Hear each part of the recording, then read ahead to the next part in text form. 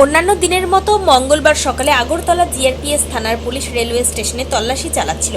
ঠিক সেই সময় সন্দেহভাজন এক যুবককে তল্লাশি চালিয়ে তার কাছ থেকে একটি পিস্তল, দুটি ম্যাগাজিন এবং দুটি তাজা গুলি উদ্ধার করে।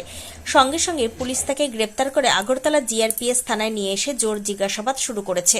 আগরতলা জিআরপিএস পুলিশের জিজ্ঞাসাবাদে অভিযুক্ত স্বীকার করেছে তার নাম সুব্রত দত্ত, বাড়ি ত্রিপুরা সিপাহীজলা জেলা মধুপুর এলাকায়। সে পিস্তলটি বিহার থেকে রেলে করে আগরতলা নিয়ে এসেছে এবং সেখান থেকে মধুপুরে বিক্রির উদ্দেশ্যে নিয়ে যাওয়ার কথা ছিল। পরে আগরতলা জিআরপিএস থানার ওসি রাজু ভৌমিক বিষয়টি জিআরপিএস থানার উচ্চপদস্থ আধিকারিকদের জানান। খবর পেয়ে ফরেন্সিক টিম, বিএফ টিম ঘটনাস্থলে ছুটে এসে তদন্ত শুরু করে। আগরতলা জিআরপিএস থানার ওসি রাজু ভৌমিক আরও জানিয়েছেন, ধৃত সুব্রত দত্তকে বুধবার পুলিশ রিমান্ড চেয়ে আদালতে প্রেরণ করা হবে এবং এই অপরাধ চক্রের সাথে যুক্ত বাকি অপরাধীদের গ্রেপ্তার করার জন্য আগরতলা জিআরপিএস থানার পুলিশের অভিযান প্রতিনিয়ত চলতে থাকবে। ত্রিপুরা থেকে বিক্রম কর্মকারের রিপোর্ট করেন প্রেস বেঙ্গল নিউজ।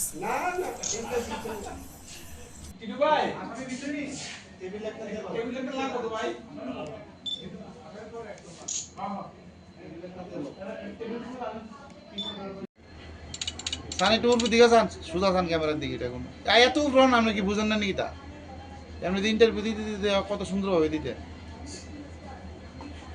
অন্যর দিকে চান, আকাশের দিকে চান, নিচের দিকে, মাটির দিকে চান।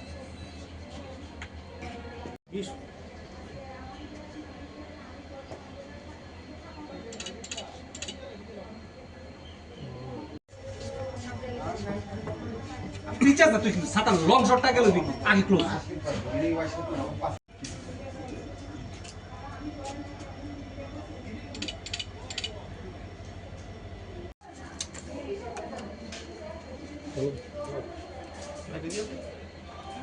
মাস্টার আমরা তা করতে করতে আর সাজালে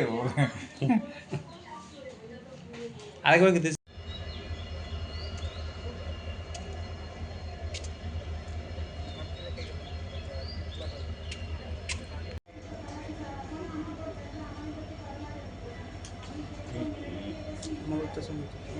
তোমার হতো না।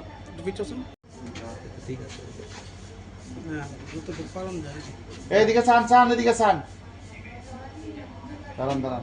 একটি ব্যাগ নিয়ে সে সাসপিশিয়াসলি ঘোরাফেরা করছে। তখন তাকে আমরা আমাদের স্টাফ আটক করে যখন তার ব্যাগ তল্লাশি করা হয়, তল্লাশি করে তার ব্যাগ থেকে একটি 7.65 mm একটি ইলিগ্যাল স্মল ফায়ার আর্মস, লগে দুটি ম্যাগজিন এবং দুটি লাইভ কার্ট্রিজেস উদ্ধার করি আমরা তার কাছ থেকে। ওর নাম কি এবং ওর বাসা কোন জায়গায়? হ্যাঁ, ওর নাম সুব্রত দত্ত। ওর বাড়ি সিপাহীজলা ডিস্ট্রিক্টের মধুপুর এরিয়াতে, মধুপুর থানার অন্তরে। এই যে বন্দুকটা পাওয়া গেছে এটা কি মানে মেড ইন ইন্ডিয়া নাকি?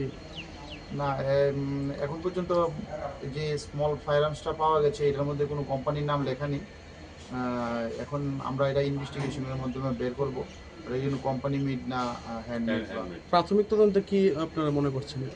প্রাথমিক যে জিজ্ঞাসাবাদে সে জানিয়েছে যে সে এটি বিহারের ভাগলপুর থেকে এটি এনেছে এবং এটা মধুপুর এরিয়াতে এনে সে বিক্রি করার উদ্দেশ্যে, তাদের একটা র্যাকেট আছে, ওই র্যাকেটের মাধ্যমে এটা বিক্রি করার উদ্দেশ্যে সে এনেছে।